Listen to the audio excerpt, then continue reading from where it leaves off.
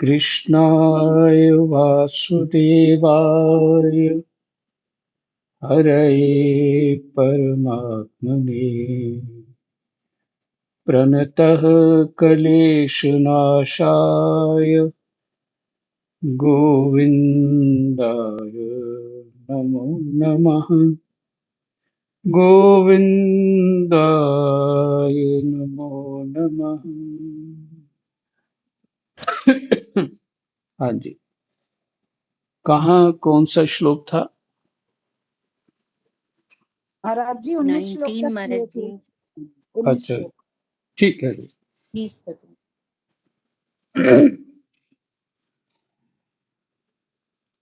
श्री सुखदेव जी कहते हैं, जब त्रिलोकी के गुरु श्री ब्रह्मा जी ने इस प्रकार कहा,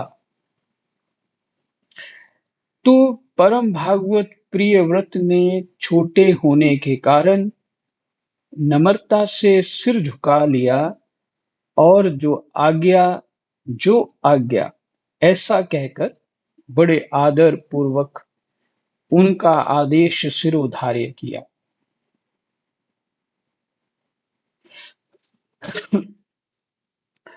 तब स्वयंभू मनु ने प्रसन्न होकर भगवान ब्रह्मा जी की विधिवत पूजा की। इसके पश्चात वे मन और वाणी के अविषय अपने आश्रय तथा सर्व व्यवहारातीत, सब व्यवहारों से परे, सर्व व्यवहारातीत पर ब्रह्म का चिंतन करते हुए अपने लोक को चले गए। अर्थात उस ब्रह्म का चिंतन करते हुए अपने लोक को चले गए। क्योंकि जो ब्रह्म है वो सर्व व्यवहारातीत है। प्रकृति व्यवहार वाली होती है, पर भगवान व्यवहारातीत है।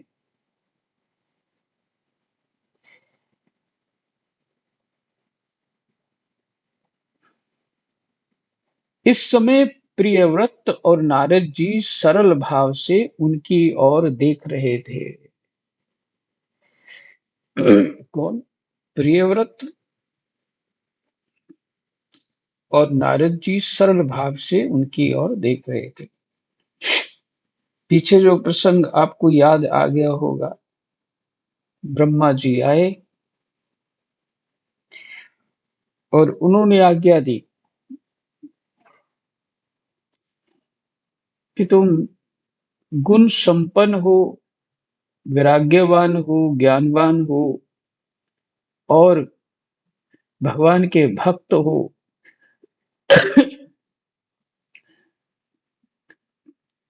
संसार से अब कुछ भी सुख तुम्हें नहीं चाहिए, कोई आशा वो नहीं, कामना नहीं है। तुम राजा बनने के योग्य हो, ये कहा। क्या था उसमें विशेष? नित्य समाधि शब्द आपने सुना जो पीछे, जहां भी जो भी स्थिति हम लोगों को ये उपदेश मिलता है इस कथा से, जहां भी जो भी स्थिति है, कार्य व्यवहार करें, परमात्मा के निमित्त करें। ये समझ आना चाहिए कि परमात्मा के निमित्त कैसे होगा। और जब तक अध्यात्म समझ नहीं आएगा तब तक होगा नहीं। और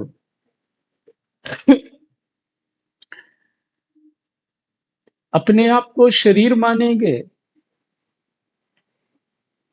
तो फिर किसी की कोई थोड़ी भी सेवा करनी पड़े, ये तो हमें लगेगा हम दूसरे की सेवा कर रहे हैं।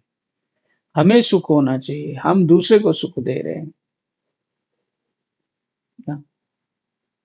जब हम शरीर मानेंगे अपने आप, और जब अपने आप को शरीर नहीं मानेंगे, अपने आप को आत्मा मानेंगे, तो शरीर रूपी यंत्र से काम ले लो, इसको सेवार्थ लगा लिया जाए। है कठिन, पर अभ्यास करने से कठिन कार्य भी हो जाता, ठीक हो जाता है। जब भगवान की कथाओं में चित्त लगेगा, तब ये बड़ा आसान हो जाएगा।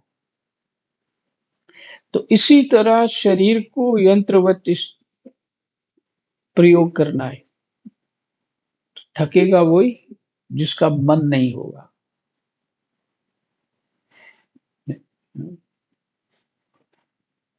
ज्यादा काम करने से लेबर स्वस्थ हो जाती है। ज्यादा जिम में जाते हैं, उधर ज्यादा हाथ पैर चलाते हैं, तो शरीर स्वस्थ हो जाता है। तो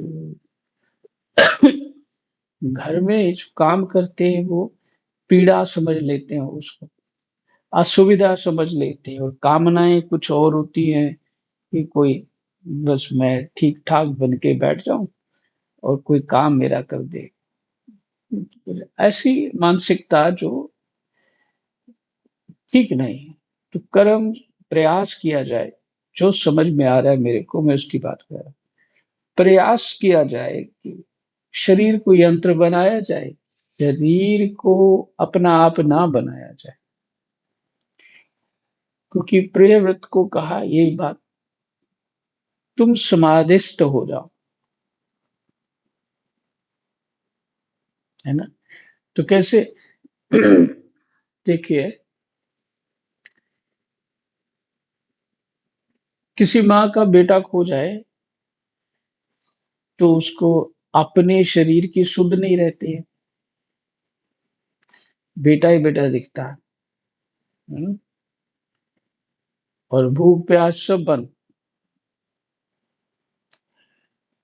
उसी तरह अच्छा, कभी कोई अपना बाहर से आ रहा है, लेट हो गया है, तो भी भूख प्यास बंद, और चिंता बहुत ऊंची स्थिति में चली जाती है।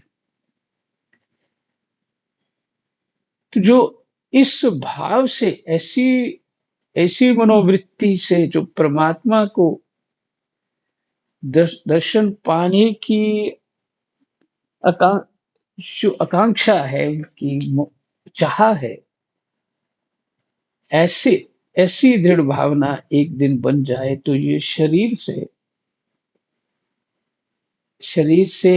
रहते हुए हम शरीर के बाहर हैं। तो ऐसा संतों को देखा भी गया, ऐसा उनके, और ग्रस्तों में भी बहुत ऐसा भगवान में चित्त लगा होता है, सेवा में चित्त लगा होता है, बड़ी प्रसन्नता से बात करते हैं, किसी भी अवस्था में किसी का हाल चाल पूछ के उसको सेवा करते हैं। ये अद्भुत बात है। तो ये नित्य समाधि शब्द है यहाँ पे, इसके लिए निरंतर परमात्मा में चिंतन, ये नित्य समाधि। ये प्रसंग था पीछे, और ये अभी जो सुने आपने 2 श्लोक, ये सुखदेव जी कहते हैं परीक्षित को कि त्रिलोकी के गुरु श्री ब्रह्मा जी ने इस प्रकार कहा, तो परम भागवत प्रिय व्रत ने छोटे होने के कारण नम्रता से सिर झुका लिया, और जो आज्ञा, ऐसा कहकर बड़े आदर पूर्वक उनका आदेश शिरोधार्य किया, तथा स्वयंभू मनु ने प्रसन्न होकर भगवान ब्रह्मा जी की विधिवत पूजा की। उनके पिता स्वयंभू मनु हैं, प्रियव्रत जी के। इसके पश्चात वे मन और वाणी के अविषय अपने आश्रय, ब्रह्मा जी के आश्रय, तथा सर्व व्यवहार रहित, व्यवहारातीत मैंने व्यवहार रहित पर ब्रह्म का चिंतन करते हुए अपने लोक को चले गए। कौन? ब्रह्मा जी। पर ब्रह्म का चिंतन करते हुए ब्रह्मा जी चले गए। इस समय प्रियव्रत और नारद जी सरल भाव से उनकी ओर देख रहे थे। क्या सुंदर दृश्य है। मनु जी, अच्छा नारद जी कौन है? नारद जी ब्रह्मा जी के पुत्र हैं और प्रियव्रत महाराज मनु के पुत्र हैं। और ब्रह्मा जी को भी, ब्रह्मा जी का पुत्र ही मानिए प्रियव्रत को, स्वयं स्वयंभू मनु को।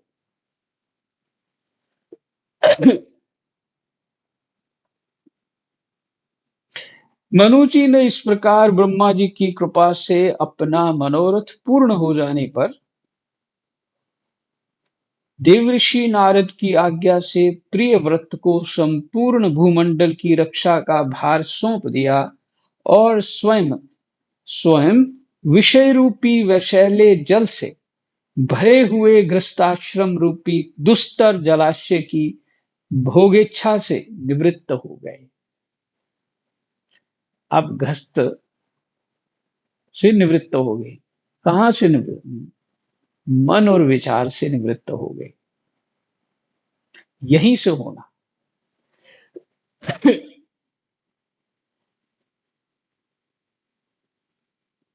जो लगे सेवा करनी है कर लो, नहीं होती मत करो, लेकिन चिंता किसी की ना करो और प्यार भी किसी को न मत करो। चिंता परमात्मा की करो, प्यार भी परमात्मा को करो। ये है नित्य समाधि, ये है वैराग्य। क्योंकि आप तो कुछ संभाल ही नहीं सकते, अभी तक नहीं संभाल पाए हैं, अपने शरीर को नहीं संभाल पाए, दूसरों की केयर करने में लगे हैं। वो तो ड्यूटी है हमारी जो कर रहे हैं। तो ड्यूटी की एक सीमा होती है, हो गई है ड्यूटी। तो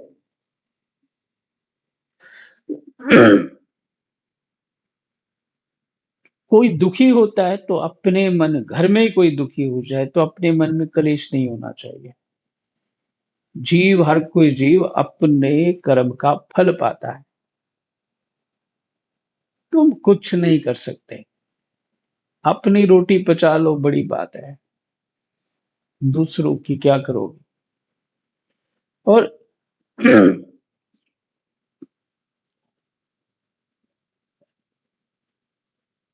जब कर्म प्रधान विश्व है ये, तो फिर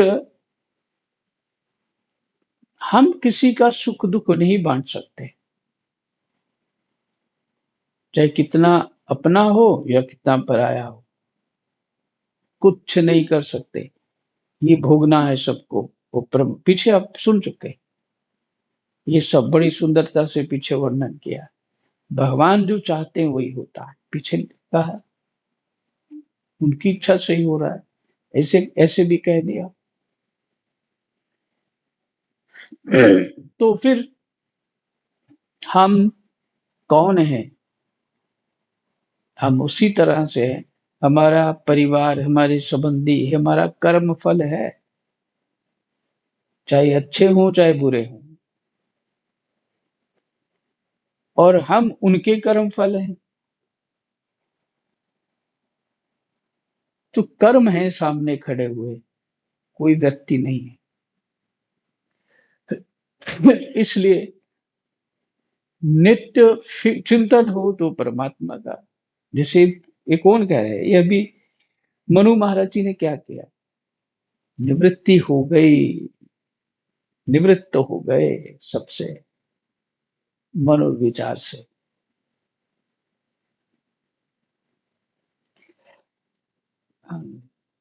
यही करना पड़ेगा, कोई उपाय नहीं। अब पृथ्वी पति महाराज प्रियव्रत भगवान की इच्छा से राज्य शासन के कार्य में नियुक्त हुए, जो संपूर्ण जगत को बंधन से छुड़ाने में अत्यंत समर्थ है। देखिए, ये उन्होंने राज्य छोड़ा, इन्होंने पकड़ा, इनके पुत्र ने। अब पृथ्वीपति महाराज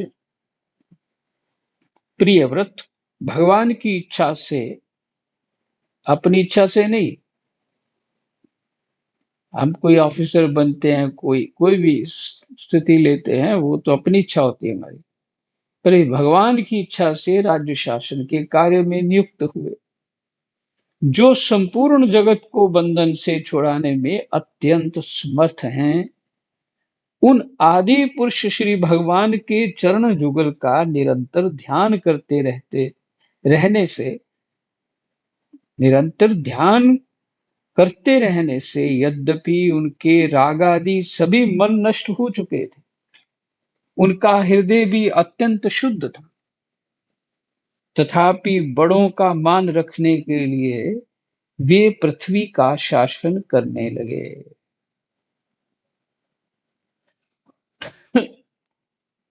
कर्तव्य समझा अपना, बस। तदनंतर उन्होंने प्रजापति विश्वकर्मा की पुत्री वरहिष्मति से विवाह किया। उससे उनके 10 पुत्र हुए। वे सब उन्हीं के समान शीलवान, गुणी, कर्मनिष्ठ, रूपवान और पराक्रमी थे। किनके? जो प्रियव्रत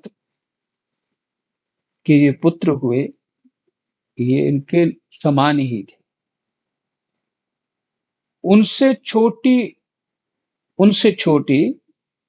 पुत्रों से छोटी उर्जस्वती नाम की एक कन्या भी हुई। पुत्रों के नाम आग्निद्र, इदम जिह्व, यज्ञबाहु, महावीर, हिरण्यरेता, घृतपृष्ठ, सवन, मेधातिथि, वीतिहोत्र और कवि थे। ये पुत्रों के नाम हैं। ये सब नाम अग्नि के भी हैं। ये सब नाम अग्नि के भी हैं। इनमें कवि, महावीर और सवन, ये 3 नैष्ठिक ब्रह्मचारी हुए। इन्होंने बाल्यावस्था से आत्म विद्या का अभ्यास करते हुए अंत में संन्यास आश्रम ही स्वीकार किया। इन निवृत्ति परायण महर्षियों ने संन्यास आश्रम में ही रहते हुए समस्त जीवों के अधिष्ठान और भवबंधन से डरे हुए लोगों को आश्रय देने वाले भगवान वासुदेव के परम सुंदर चरणारविंदों का निरंतर चिंतन किया।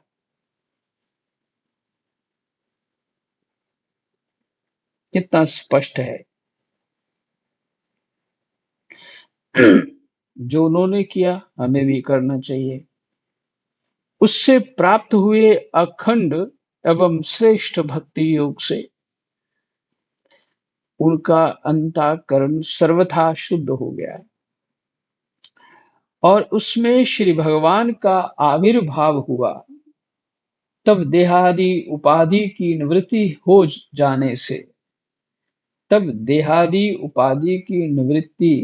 जाने से उनकी आत्मा की संपूर्ण जीवों के आत्मभूत प्रत्यगात्मा में एक ही भाव से स्थिति हो गई, जैसे सुखदेव जी की हुई।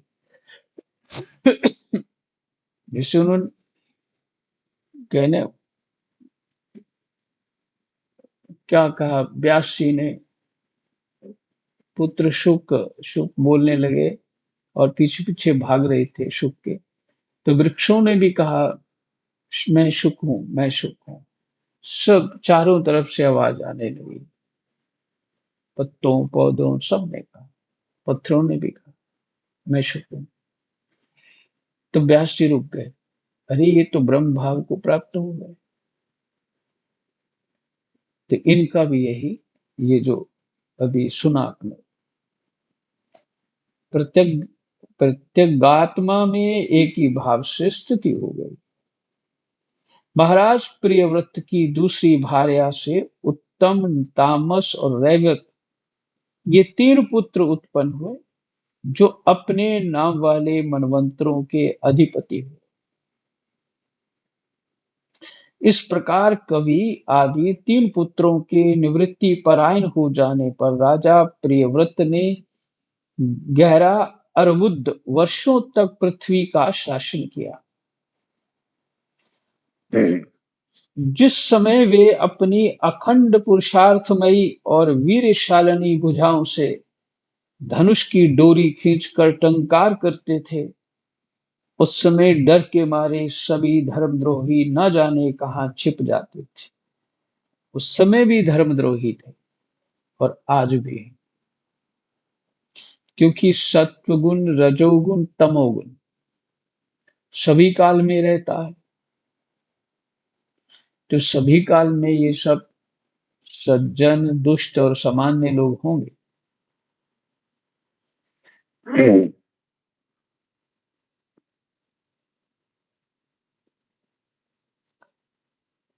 प्राण प्रिया वर्हिष्मति के दिन दिन बढ़ने वाले अमोद प्रमोद और अभ्युत्थानादि क्रीड़ाओं के कारण तथा उसके स्त्री जनोचित हाव भाव, लज्जा से संकुचित, मंद हास्य युक्त चितवन और मन को भाने वाले विनोद आदि से महामना प्रियव्रत विवेकहीन व्यक्ति की भांति आत्म विस्मृत से होकर सब भोगों को भोगने लगे, किंतु वास्तव में ये उनमें आसक्त नहीं थे।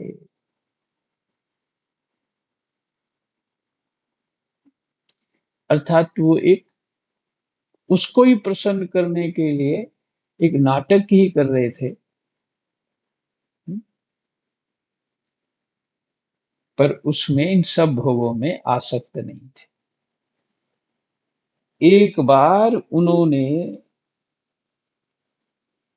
जब ये देखा कि भगवान सूर्य सुमेरु की परिक्रमा करते हुए लोक लोकांत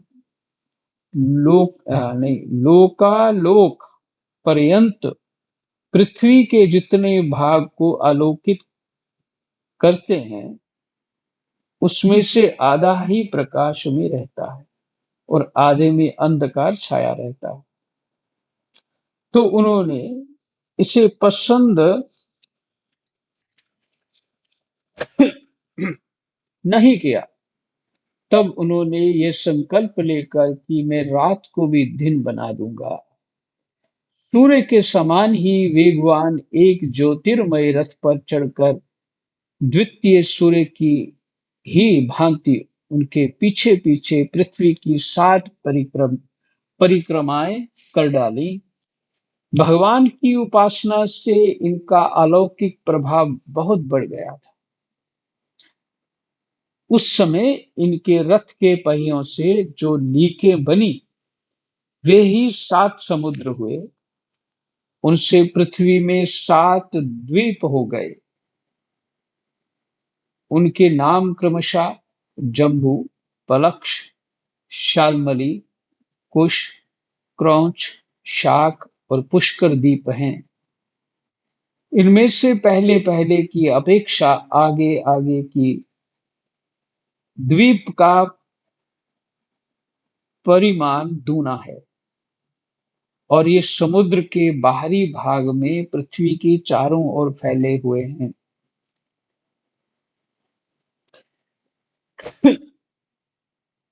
7 समुद्र क्रमशः खारे जल, 7 समुद्र क्रमशः, ये सातों समुद्र में क्या क्या है? पहले वाले में जो है, जहां हम रहते हैं, खारा जल है, और दूसरे वाला जो समुद्र है जिसमें वो नाम बताया, हम तो जम्बू द्वीप में रहते हैं, पलक्षद्वीप, पलक्षद्वीप में गन्ने के रस का समुद्र है। हाँ, और शालमली द्वीप में मदिरा का समुद्र है। कुश में क्रौच, कुश में घी है। इसी तरह दूध, मट्ठे और मीठे जल से भरे हुए हैं ये समुद्र, अलग अलग सातों द्वीप। इस सातों द्वीपों की खाइयों के समान हैं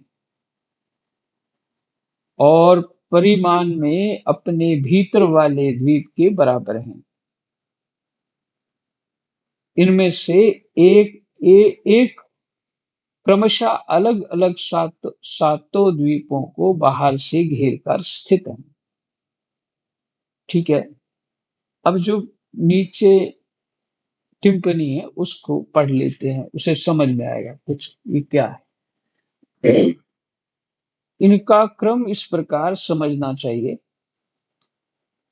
पहले जम्बूद्वीप है, उसके चारों ओर क्षार समुद्र है। वह पलक्ष द्वीप से घिरा हुआ है। उसके चारों ओर ईख के रस का समुद्र है। उसे शाल्मली द्वीप घेरे हुए है। उसके चारों ओर मदिरा का समुद्र है। फिर कुश कुश द्वीप है, वह घी के समुद्र से घिरा हुआ है। उसके बाहर क्रोच द्वीप है, उसके चारों ओर दूध का समुद्र है। फिर शाक द्वीप है, उसे मट्ठे का समुद्र घेरे हुए है। उसके चारों ओर पुष्कर द्वीप है, वह मीठे जल के समुद्र से घिरा हुआ है। जो पृथ्वी है, जो हमारा जो जम्बू द्वीप है, वो ही गोलाकार है। बाकी सब रिंग के समान है। जो रथ घूमा था तो रिंग के समान द्वीप है, और एक द्वीप के दूसरा तरफ जो है वो कभी गन्ने का रस, कभी मदिरा, कभी जल, कभी घी, कुछ ऐसे करके है। लेकिन एक प्रश्न भी उठता है, यहाँ तो हम तो चंद्रमा तक पहुंच गए हैं, तो ये द्वीप नहीं मिल रहे, क्या बात है?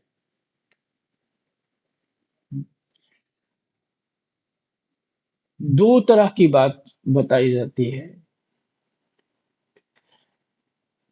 सूक्ष्म स्थितियां हैं, है ना? सूक्ष्म स्थितियां हैं।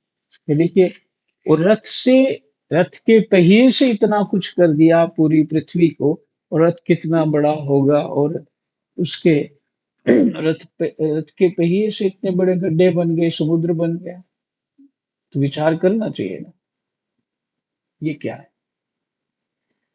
अर्थात कि ये सूक्ष्म स्थितियां हैं जो हमें दृष्टि गोचर नहीं हो रही हैं।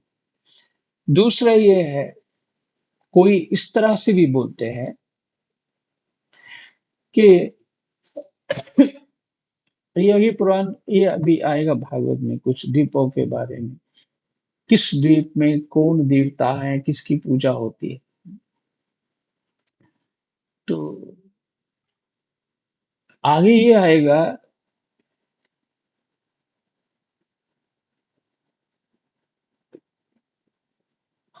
कि जो इतने समय से ये जो हमारा चलता रहे तो परिवर्तन होता रहता है। जो अपने सृष्टि का परिवर्तन होता रहता है, लेकिन कहीं भी कहीं मीठा जल किसी समुद्र में नहीं मिलता है, क्षारा ही मिलता है, क्षार ही मिलता है। ऐसा ही देखा गया है। तो इसी से अनुमान होता है कि नहीं, बिल्कुल भी शास्त्र थोड़ा भी गलत नहीं होता। ये मेरे मेरे को दृढ़ विश्वास है इस बात का। दूसरों को समझ आए कि ना आए वो तो उनकी बात है, पर मेरा दृढ़ विश्वास है, शास्त्र थोड़ा भी कहीं से भी कोई अ आ मात्रा इतना भी गलत नहीं है। हम्म? क्योंकि जितना जितना इसमें अनुभव हुआ है उसके आधार पे तो सब ठीक, फिर ये कैसे गलत हो सकता है? तो और कुछ अपनी साधना से ही समझ आएगा, सब कुछ समझ आएगा।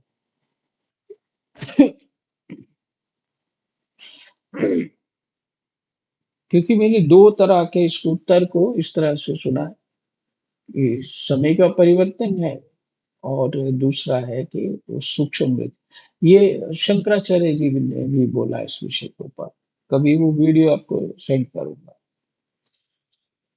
तो आगे जो है, सातों द्वीपों को बाहर से घेर कर स्थित है। फिर आगे, वहश्मती वहश्मती पति महाराज प्रियव्रत ने, वहश्मती पति महाराज प्रियव्रत ने, मैंने जैसे उमापति कहते हैं महाराज, उमापति महादेव कहते हैं, इसलिए बृहस्पति पति महाराज प्रियव्रत ने अपने अनुगत पुत्र अग्निद्र इदम जिह यज्ञ बाहु हिरण्यरेता घृत पृष्ठ मेधातिथि और वीति होत्र में से क्रमशः एक एक को उक्त जम्बू आदि द्वीपों में से एक एक राजा बनाया। एक एक राजा बनाया। 10 पुत्र थे, 3 तो बाबा जी बन गए, परमात्मा की साधना करने लगे। और जो उनको सातों द्वीपों को एक एक पुत्र को दे दिया, एक एक द्वीप। उन्होंने अपनी कन्या उर्जस्वती का विवाह शुक्राचार्य जी से किया। उसी से शुक्र कन्या देवयानी का जन्म हुआ। राजन, जिन्होंने भगवत चरणारविंदों की रज के प्रभाव से शरीर के भूख प्यास शोक मोह और जरा मृत्यु इन 6 गुणों को अथवा मन के सहित 6 इंद्रियों को जीत लिया है, उन भगवत भक्तों का ऐसा पुरुषार्थ होना कोई आश्चर्य की बात नहीं। क्या भगवान के भक्तों में ये बल है, ये सीधा शास्त्र है। कोई ऐसा उनका करना कोई आश्चर्य की बात नहीं। क्योंकि देखो, एक विश्वामित्र जी ने नया स्वर्ग रचना कर दी, तो इन्होंने एक ही पृथ्वी के 7 द्वीप बना दिए, कोई बड़ी बात नहीं है। क्योंकि वर्ण बहिष्कृत चांडाल आदि नीच योनि का पुरुष भी भगवान के नाम का केवल एक बार उच्चारण करने से तत्काल संसार बंधन से मुक्त हो जाता है। कितना बढ़िया श्लोक है। चंडाल आदि जो होते हैं, शूद्र तो आता है, पर उनसे नीचे के ये शूद्रों से भी जो नीचे है, वो चंडाल आदि होते हैं। माने उनको, जिन्होंने अ, कारणवश कोई कारणवश उनको ये सी योनियां प्राप्त हो जाती हैं। कारण वही कर्म का होता है और कुछ नहीं। और ऐसे जीव भी जो परमात्मा का नाम उच्चारण कर लेते हैं, वो भी संसार बंधन से मुक्त हो जाते हैं। इसलिए अगर महाराज प्रियव्रत ने इस समुद्रों के ये 7 समुद्र उत्पन्न कर दिए, 7 द्वीप बना दिए, तो ये कौन सी बड़ी बात है? ये भाव है। इस प्रकार अतुलनीय बल पराक्रम से युक्त महाराज प्रियव्रत एक बार अपने को देवऋषि नारद के चरणों की शरण में जाकर भी पुनः दैववश प्राप्त हुए प्रपंच में फंस जाने से अशांत सा देख मन ही मन विरक्त होकर इस प्रकार कहने लगे, ओह, बड़ा बुरा हुआ। मेरी विषय लोलुप इंद्रियों ने मुझे इस अविद्या जनित विषम विषय रूप अंधकूप में गिरा दिया। बस बस बहुत हो लिया। हाय, मैं तो स्त्री का क्रीड़ा मृग ही बन गया। उसने मुझे बंदर की भांति नचाया। मुझे धिक्कार है, धिक्कार है। इस प्रकार उन्होंने अपने को बहुत कुछ बुरा भला कहा। परमाराध्य श्री हरि की कृपा से उनकी विवेक वृत्ति जागृत हो गई। उन्होंने ये सारी पृथ्वी यथा योग्य अपने अनुगत पुत्रों को बांट दी, और जिसके साथ उन्होंने तरह तरह के भोग भोगे थे, उस अपनी राजरानी को साम्राज्य लक्ष्मी के सहित मृतदेह के समान छोड़ दिया, तथा हृदय में वैराग्य धारण कर भगवान की लीलाओं का चिंतन करते हुए उसके प्रभाव से श्री नारद जी के बतलाए हुए मार्ग का पुनः अनुसरण करने लगे। पहले वाली स्थिति में आ गए। महाराज प्रियव्रत के विषय में निम्नलिखित लोकोक्ति प्रसिद्ध है। राजा प्रियव्रत ने जो कर्म किए, उन्हें सर्वशक्तिमान ईश्वर के सिवा और कौन कर सकता है।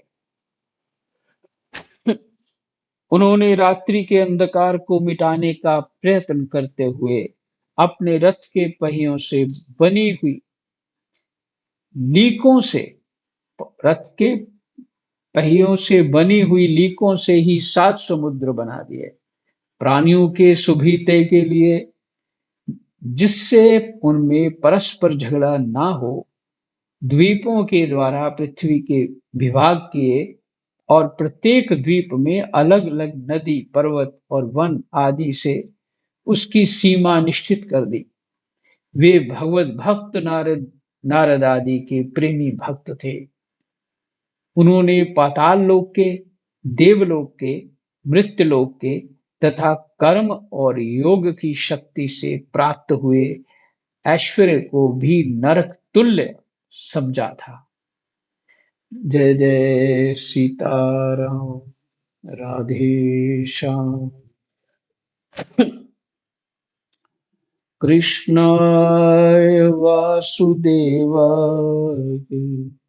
हरये परमात्मने प्रणतः क्लेशनाशाय गोविन्दाय नमो नमः। गोविन्दाय नमो नमः। जय जय सीताराम, राधे श्याम।